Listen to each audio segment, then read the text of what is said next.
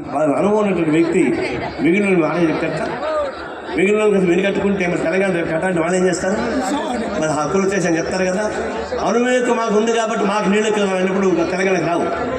ఇప్పుడు ప్రాజెక్టులు ఎక్కువ ఉన్నాయి ఆంధ్రలో, తెలంగాణ లేవు. ఇదే మిట్ట ప్రాంతం కాబట్టి నీళ్ళు లోతు పోతాయి కాబట్టి న్యాయమైంది ఏంటంటే మిగులు జిల్లాలో పంపిణీ చేసుకోవాలని చెప్పేసి ప్రతిపాదన పెట్టారు. అది కరెక్టే.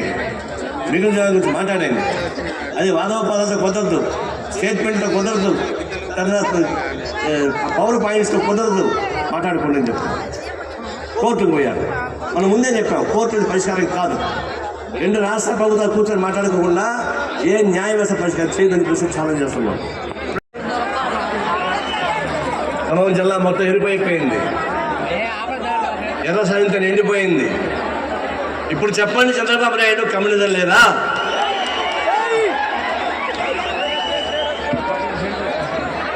కళ్ళుంటే చూడండి, మీ కళ్ళతో చూడండి,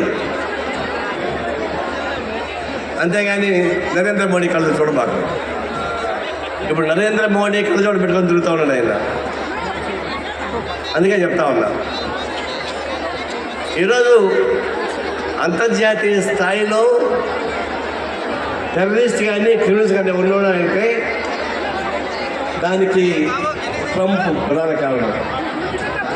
అమెరికా అధ్యక్షుడు ట్రంప్ ఒక టెర్రరిస్ట్ అయితే దానికి మూలాలు ఆంధ్ర తెలంగాణ నుంచి ఉన్నాయి. తెలంగాణలో కేసీఆర్ తెలంగాణ రాష్ట్ర అధ్యక్షుడు. ఆయన ఇప్పుడు ఎవరు పట్టుకున్నాడు? ఎందుకున్నారంటే వాళ్ళ భయం వాళ్ళది. వాళ్ళు చేసిన పాపాలు చిట్టా చెప్తారని చెప్పేసి భయపడి బ్లాక్మెయిల్లో ఉన్నారు. వీళ్ళ నాయకుడు మోడీ అయితే మోడీ ప్రథమ బానిస ట్రంప్. ట్రంప్కు బానిసగా ఉన్నటువంటి మోడీకి పెంపుడు కుక్కలుగా ఉన్నటువంటి వీళ్ళు కలిసి